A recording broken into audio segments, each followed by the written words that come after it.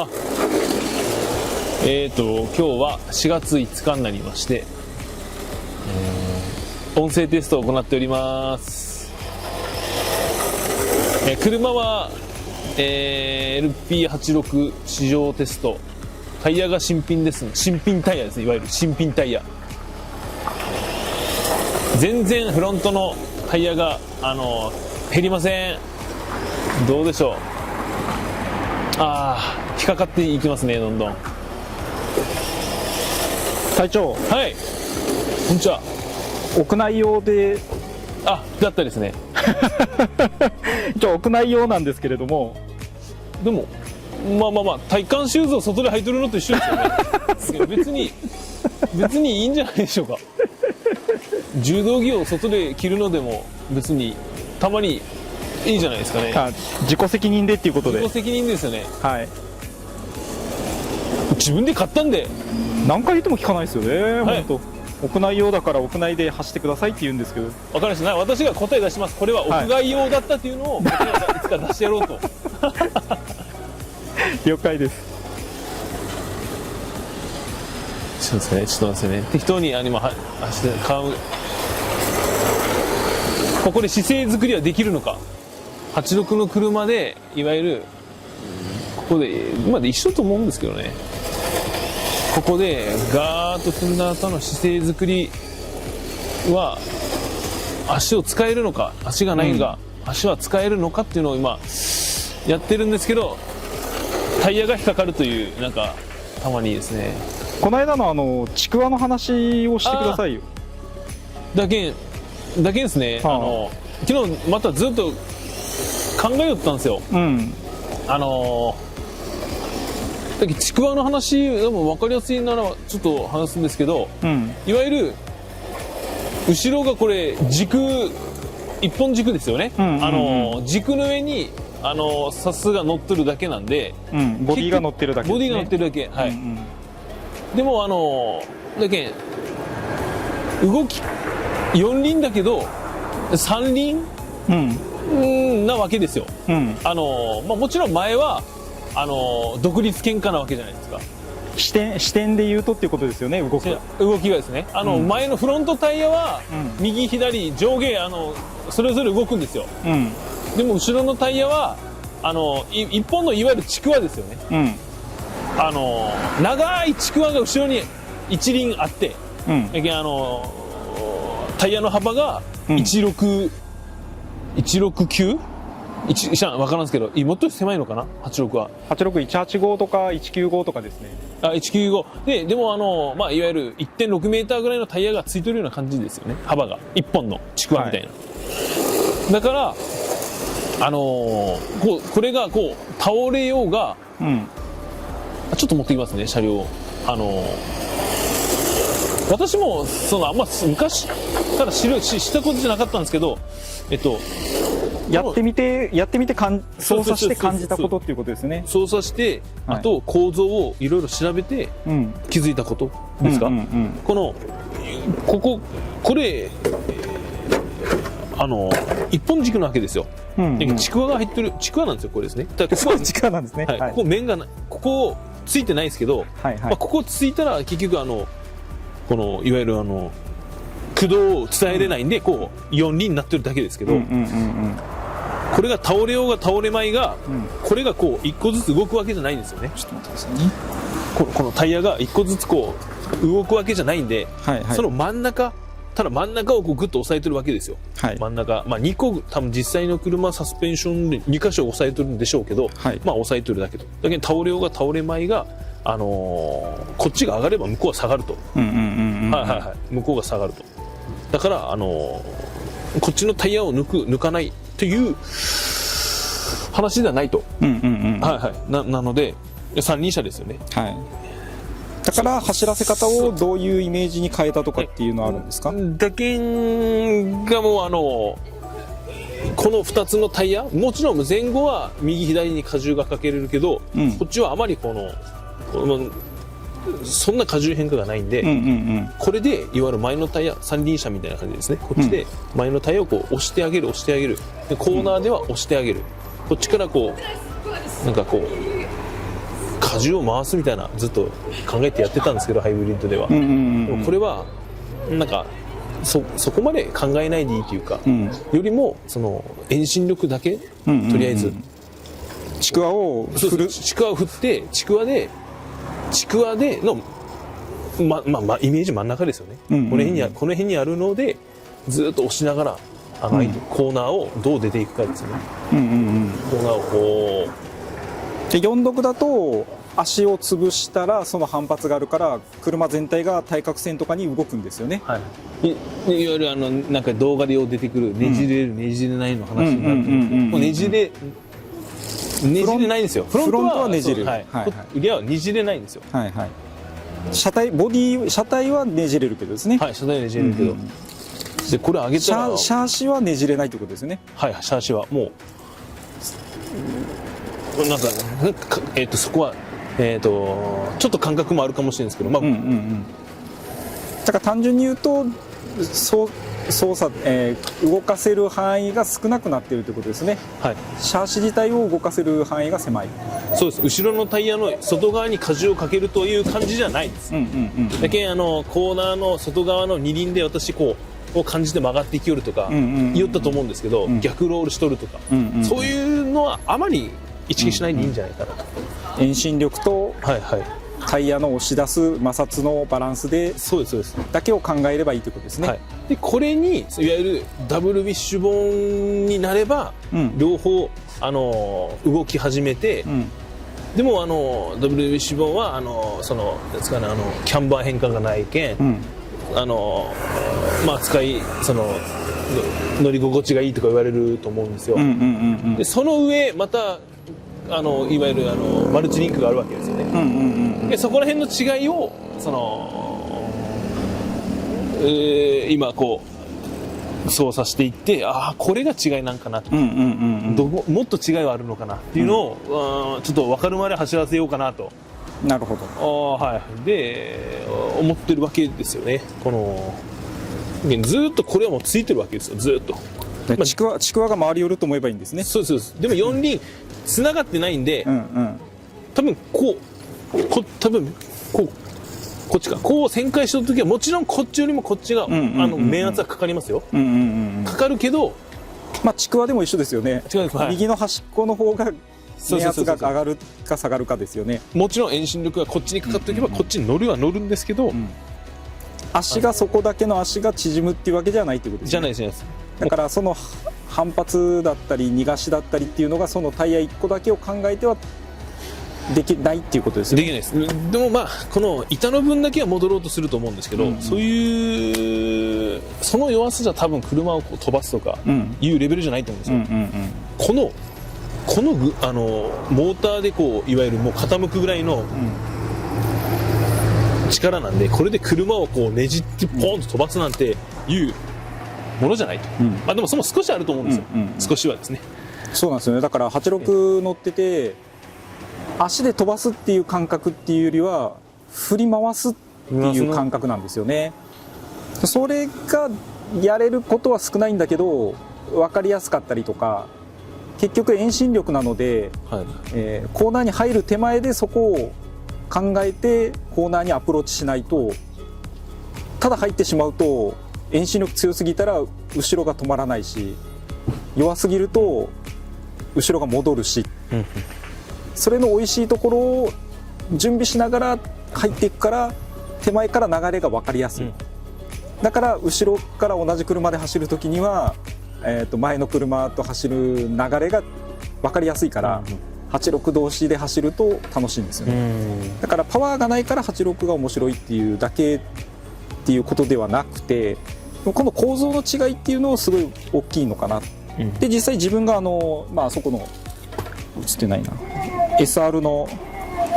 86がこっちが、これがいわゆるシルビアの足なんですよね。そうですこっちは、SR が乗ってて、でもパワーもそんな特別あるわけじゃないんですけど、シルビアの足が入るんですね。このマルチリンクの機構がこの中に入る入れたっていう感じですね。入れた。でこっちはホーシングですね。なるほどなるほどなるほど。なんかありますね、今そのトラックみたいな、軽トラみたいな一本のあれが動く。そうですね、なので箱はまあ86なんですけど、乗った感覚がシルビアとかなんですよね、ただ車がちっちゃくなるだけで、その86の楽しさっていうのがなくなっちゃうんですよ、もちろんドリフトをやるのはやりやすいんですけど、そこの楽しさっていうのが自分は実車で感じてるので、でそれを今の時代実車で86でやろうと思ったらとんでもないじゃないですか、それをラジコンで感じれれば。今ですね、この今コース走って86と、まあそのリピート、そのハイブリッドのあそこの最終コーナー立ち上がり、やっぱ荷重が回らない分、向こうからこう左に切って旋回してくると左後ろに乗ると思うんですけど、でそれをじわーっと左に乗せたまんま前に移して右に移せる、回るからですね、でもこれほっといとったらポンとまっすぐ戻るんですよ。それはなんでだろうと思ってたんですけど、その構造の法則を考えるとやっぱり結局前はずっと後ろのリアタイヤはついてるわけじゃないですか、ちくわが。そうですね、でまっすぐ行こう、まっすぐなろうと、まっすぐなろうってめっちゃするのが多分原因なんだろうなと、向こうで今自分が立ち上がりその、どうやったらこううまくリアにやっぱ乗せつつ、リアから前に移して左に荷重を後ろに乗せる、いわゆるこっちにドリフトをケツ飛ばす前ですよね、のところがちょっとまだ分からんなというところですね、今の段階は。なので、遠心力に対して4速の車みたいなアクセルワークで立ち上がってくると遠心力が足りないんですよね、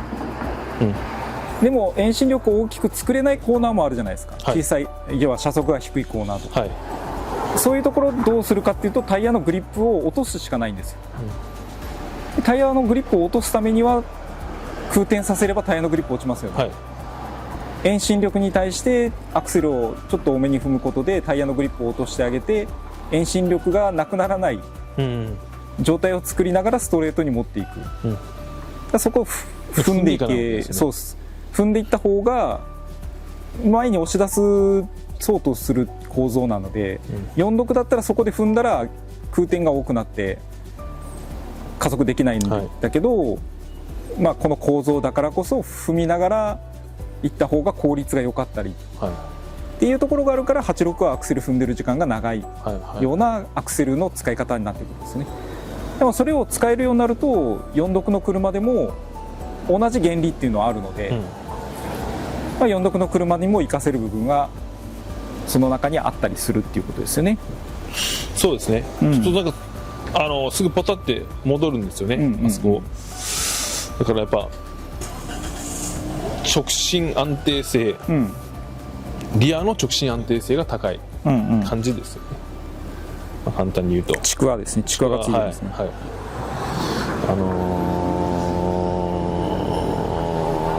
ですまだそれぐらいですけど見えてるのはですね、や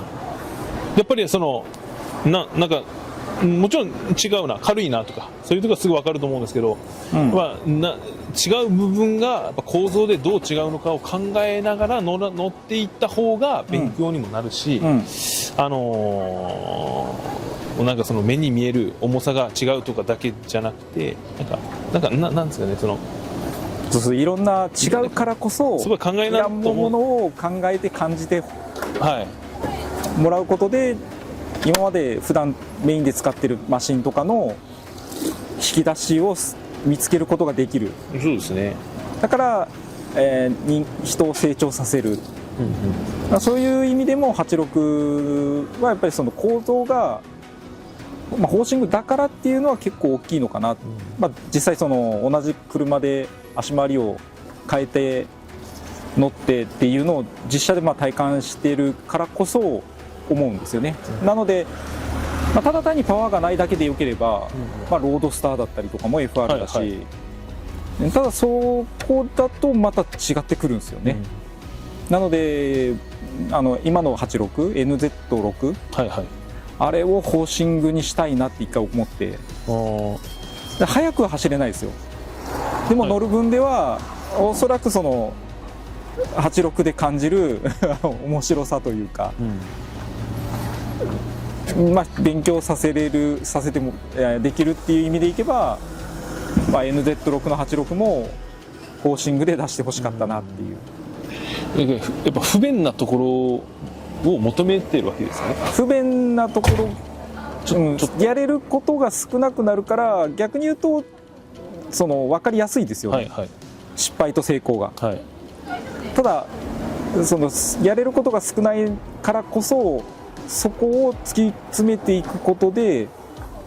突き詰めた人と突き詰めてない人の差も出ますよね、はい、同じ車で。それも面白さであって、はい、ただ単にパワーがない車同士で走るのとはまた違う感覚っていうのがあるのを知ってもらいたい、はい、まあ、実車だと とんでもないお金かかるので、はい、それをこの10分の1のこのドリラジの中で感じてもらえたらすごい、はい、価値じゃないかなって自分は思ってますね。私も思ってます創業者として。創業者そう創業者になってくださいよ。またふざけたことをじゃあクレームはすべて隊長へ。はい、いるときは電話変わりますんでめっちゃかかってきたらどうするんですか常に不在にしとこうと。今日のパンツの色何色ですかってめっちゃかかってきます。宮本さん黒って言われたんですけどどうでもいいってやつだったですねもうはい、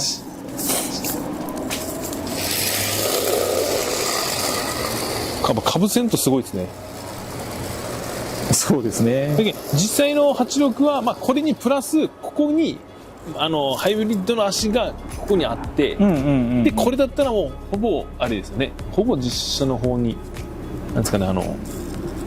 でもまあそこまでお金使う必要もないかなと思うんですよね。86自体が A86 自体が今は高級車ですけど、はい、その当時はもう5万10万だったんですよだからあれでよかったんですよ。それにお金をかけるのはまたちょっと違うのかなっていう気もするので、なので今の自分の 4AG の方も、まあ、一応そのエンジン乗せ替えてますけど、はい、あくまでもあれはパワーが欲しくてあげたんじゃなくて、やっぱり 4AG の中でも一番新しいエンジンの方が、まあ、部品だったりとか、まあ、そのいいものが見つかりやすいからっていうので20バルブ乗せてるだけで、まあ、決してそのお金をかけたくてやってるわけではないんでですね、お金をかけずにいかに楽しむかです。はい、わかりました。はい、お金は違うところにかけてください。はい、そうです。裏カジノとかにかけてください。かけるな。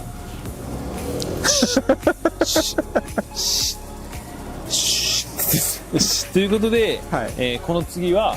ちょっと FD に、はい、黄色の FD ですよ、有名なFD といえば黄色。そうですね、これに乗り換えてちょっと高橋圭介でした。はい、圭介ですよ。緑とかじゃなくて黄色です。ちょっと髪もちょっと金髪にして立てましょうよ。はいそんな感じですよ。才能発見ですね。意味わかんないです。ちょっとならそっちに乗り換えてみますんでいいですか。はい、まず大事なのが何でしようでしょ今。はい。大丈夫です。山本の真似でしょ。いや、もう真似しないですよ。本当ですか。似てましたか。似てました。なんかそんな感じですよね。山本さん昨日なんか入りめっちゃ暗かったですよね。なんか本当ですよ。世話が焼けるんですよ。自分でつかみは取りに行ってほしいんですよつかみぐらい自分で取りに行ってもらいたいんですけど、今日ちょっと元気よく入ってみようと思いますので。そうですね。いいですか。はい。こんにちはまだ早いまずちょっと出たかったんですよね。やっとこれだ。雨降ったらできんと思っとったけども、もう入ってますか。これ入ってますよ。いいです。いつでもいいですよ。いいですか。さあ、今日もやってまいりました。講師士、D ライクテストコースにやってきております。今日は、前田様宛て、宮本さんが、伝えられていた立ち上がりの、なんかその、曲がろうとする姿勢のところの、ちょっと、やっぱ、どっちでもいいです。これ、ちょっと宮本さんを立てたいので、させなくてもいいです。でも一応撮ってください。はい、一応撮っときます。まず、簡単にどんな感じか走った後、これを、車をちょっと持ってきて、自分なりの、遠心力と物理の法則を、指で説明しようと思いますので、まずですね、このインフィールド走り寄って、もう曲がる姿勢、曲がらない姿勢は、もう、速度域で決まるんですよね。自分は。もうこの摩擦力も決まってるんで、このブレーキングして、ちょっと待ってくださいね。まだですね、手と足が、感覚が、AE86 なんですよね、今。AE86、まだリアはちくわのように感じるんですけど、やっぱ違う。ハイテクだ、車が。まずグリップで、曲がる姿勢っていうのをですね、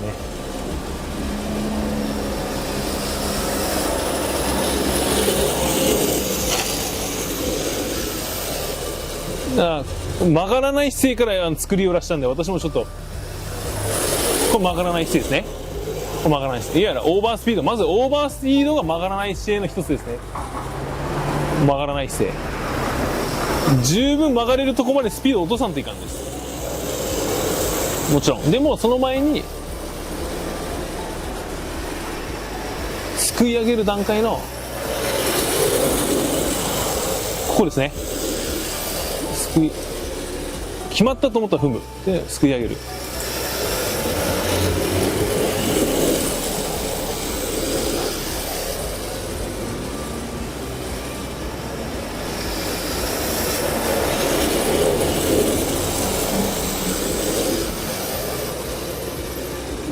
リアは若干滑ってるもんなんでですね。これ、いいですね、いいですね、いいですね、いいですね、いいですね。私が入り口で弱オーバーを出して、侵入してるんですよ、自分はですね。自分は、ちょっと車を持ってきて説明します。ちょっと昨日私がこれをちょっと伝えたいなと思ったのがですね、向こうからこう向かってきて、こうヤシの木を曲がると思うんですけど、この車がこうですね、こう向こうから侵入してきてやってきた。結局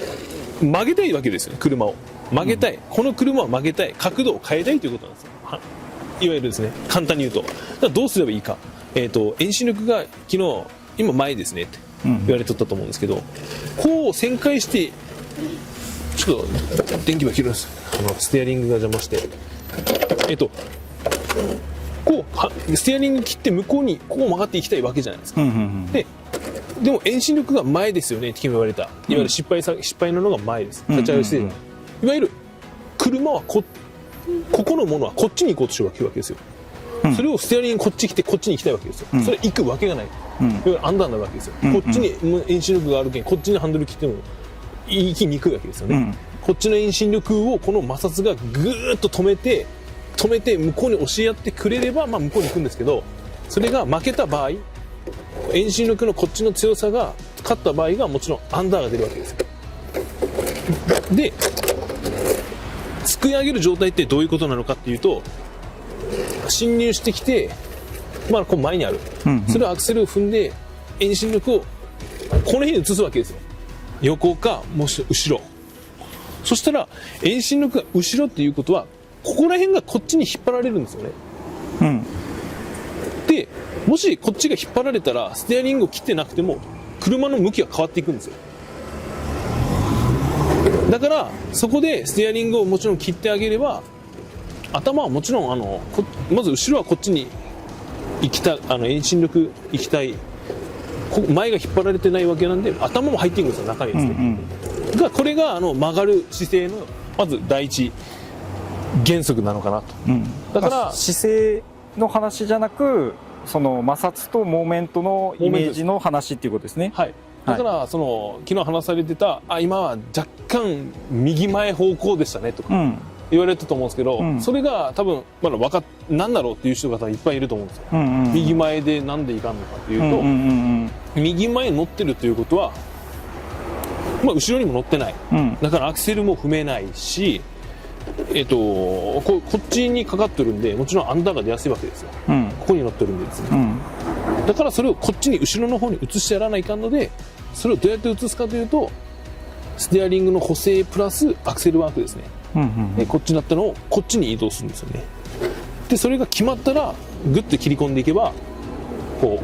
う内側に入っていって旋回していけると、はい、それがいわゆる動画で言われてるすくい上げる状態というところになるので、向こうから来た時にまずブレーキング、必要なブレーキングをこうすると思うんですよね、バツンと前方向にかかって、でも若干車は揺すってると思うんですけど、最終的に左に切っていくと遠心力がこの辺にかかってくると、でスピードが落ちてきてぐーっと切り込むとこの辺にやっぱ前にかかれてくるんですよね。でそれをアクセルをこう少し煽ってやると後ろに行ってで立ち上がっていくと、ちょっとその状態を次はお見せしていこうと、前後ろ前後ろ前後ろ前で後ろ横に移していくんですね。ブレーキングかけて吸って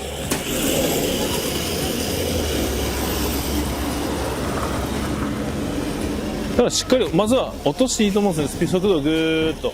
でここでこうすくい上げていくような感じですね。分かりやすくちょっとオーバーステアが出るぐらいまで分かりやすく落としてみようと思うんで、ここでブレーキングかけてでここですくっていく。今オーバー出たんですけど、これが出ないぐらい微妙なところですね。こういうところでつないでいくと、それはこうで切り込んででここで作っていく。ここですくい上げていく。ブレーキングしてこれですき上げていく。